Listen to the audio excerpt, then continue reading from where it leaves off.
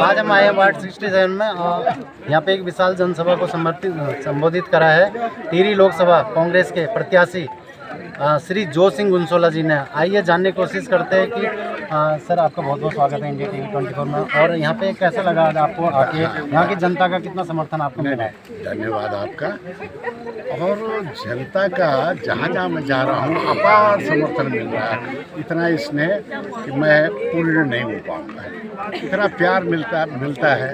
हम सोचते हैं कि खाली एक रिश्ता खाली ही चुनाव करना होता तो इससे दुगना तिगुना प्यार देते, लेकिन आम जन जो है परिवर्तन के बयार में आ चुका है। और परिवर्तन भी पहले टिहरी संसदीय सीट से शुरू होगा और देश में, पूरे देश में इसकी बयार बहेगी।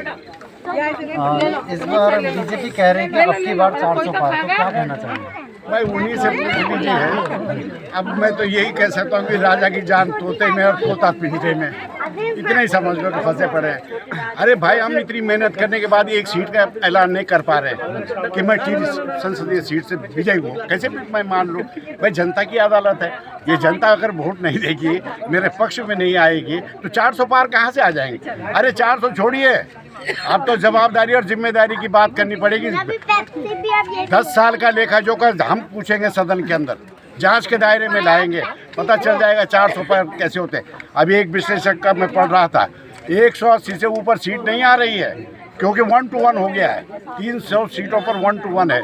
और इंडिया अलायंस का है, इंडिया अलायंस में लेफ्ट राइट हम सब एक साथ खड़े हैं, आप खड़ा है, सब खड़े हैं। और हम इतनी बड़ी चुनौती पैदा कर दी है कि 62 के अगेंस्ट 38%, कैलकुलेटेड है ये। 62% इंडिया अलायंस का है और 38% बीजेपी का है। एनडीए का कहीं कोई दल है नहीं, एनडीए का कहीं। आप समझ लीजिए, जब इतना भरोसा ये लोग मुझे दे रहे हैं तो इनको एक बटन ही तो दबाना है 19 तारीख को, और हाथ के आगे और कहीं नहीं ढूंढना। नंबर 1 है, एक ही नंबर पर है, टपा टप बस चला, बिना देर भी नहीं लग रही। क्यों? तो हमारे साथ गुंसोला जी को आपने देखा होगा किस तरह से उन्होंने कहा है कि अब की बार 400 पार के मुद्दे में भी उन्होंने काफ़ी चीज़ें कही है। आगे भी आपको कई प्रत्याशियों से हम मिलाएंगे। धन्यवाद।